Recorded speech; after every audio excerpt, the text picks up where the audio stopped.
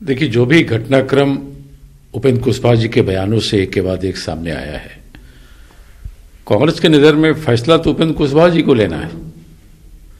तो जब तक वो एनडीए के पार्टनर हैं और मोदी जी के कैबिनेट के एक सदस्य हैं, हम उनको लेकर कोई बयानबाजी नहीं कर सकते। लेकिन उपेंद्र कुशवाहा जी ने लगातार नरेंद्र मोदी जी के कार्यशैली, उनकी सरकार के फैसलों और नीतीश कुमार के फैसलों की खुलेआम आलोचना की है। तो मुझे नहीं लगता है कि अब उनका एनडीए में रहने के कोई मायने हैं। वजीर पार्लिमानी अमूर की जानिब से बुलाई गई कुल जमाती मीटिंग शुरू हो चुकी है। कल से शुरू होने वाले पार्लियामेंट के सरमाई इजलास के हवाले से ये मीटिंग हो रही है। पार्लियामेंट की कार्रवाई ठीक ढंग से चलाने की नीयत से दिल्ली में कुल जमाती मीटिंग तलब की गई है। इस मीटिंग में अपोजिशन पार्टियों के लीडर्स शामिल हैं। मजीद तफसीलात के साथ हमारे नुमाइंदे दिवाकर इस वक्त जुड़ चुके हैं। दिवाकर, आपसे जानना चाहेंगे कि मीटिंग शुरू हो चुकी है, कौन कौन से लीडर्स हैं जो इस वक्त मीटिंग में शामिल हो चुके हैं?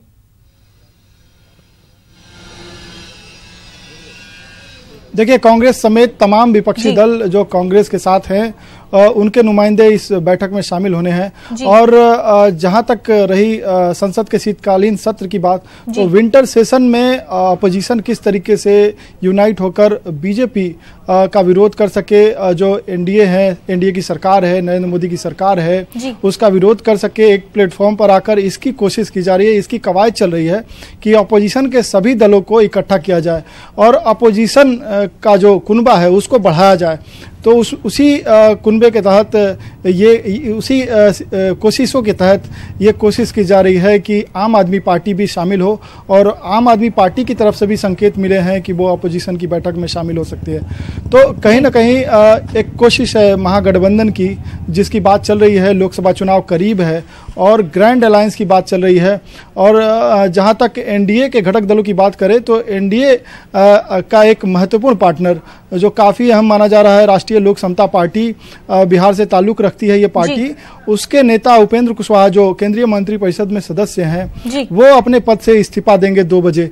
तो ये काफ़ी महत्वपूर्ण माना जा रहा है। और आज जिस तरीके से दोनों ही गठबंधन के, चाहे वो एनडीए हो या अपोजिशन का गठबंधन हो, महागठबंधन, उसके लिए काफ़ी महत्वपूर्ण हो जाता है कि उपेंद्र कुशवाहा एनडीए छोड़कर महागठबंधन में शामिल होते हैं।